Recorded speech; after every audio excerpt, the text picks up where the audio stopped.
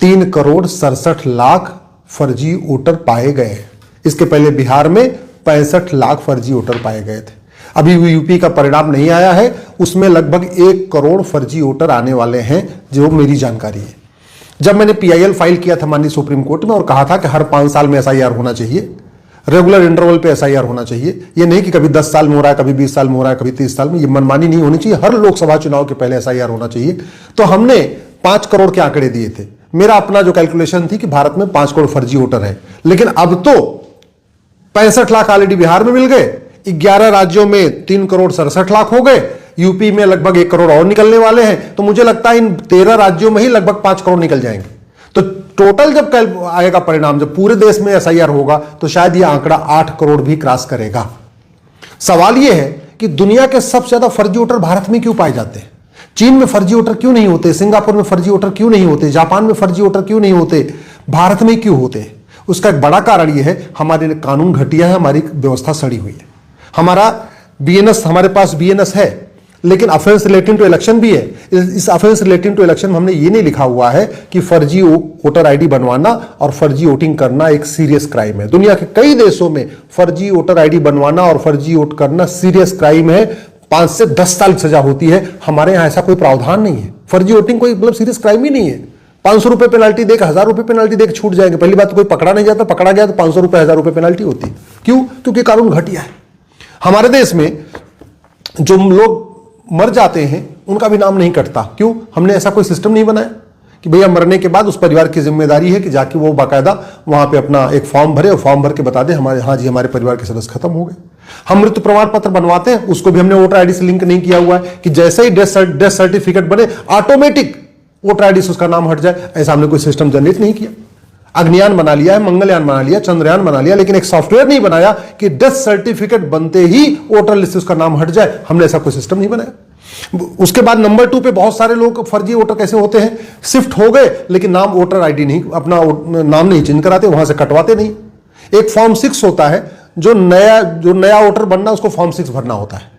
जिसको अपना voter ID shift कराना है, किसी और एरिया में चला गया, उसको फॉर्म 7 भरना होता है।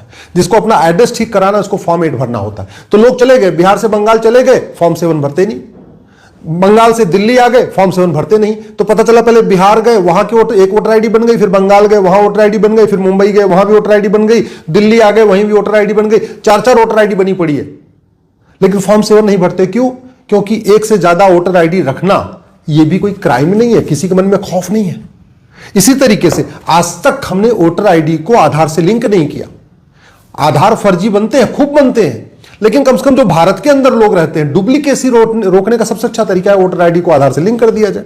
तो अपने आप में बहुत सारे ऐसे लोग हैं जिनके एक से ज्यादा वोटर ID हो, पकड़ में आ जाएंगे।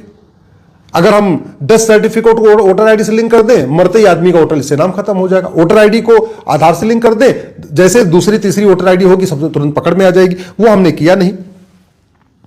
अब समाधान क्या है? समस्या तो सब बता ही रहे। समाधान यह है कि सबसे पहले भारत के पोस्ट ऑफिस को वोटर रजिस्ट्रेशन का नोडल सेंटर बना दिया जाए। मैं पोस्ट ऑफिस का इसलिए कह रहा हूं क्योंकि पोस्ट ऑफिस में ज्यादा कोई काम बचा नहीं।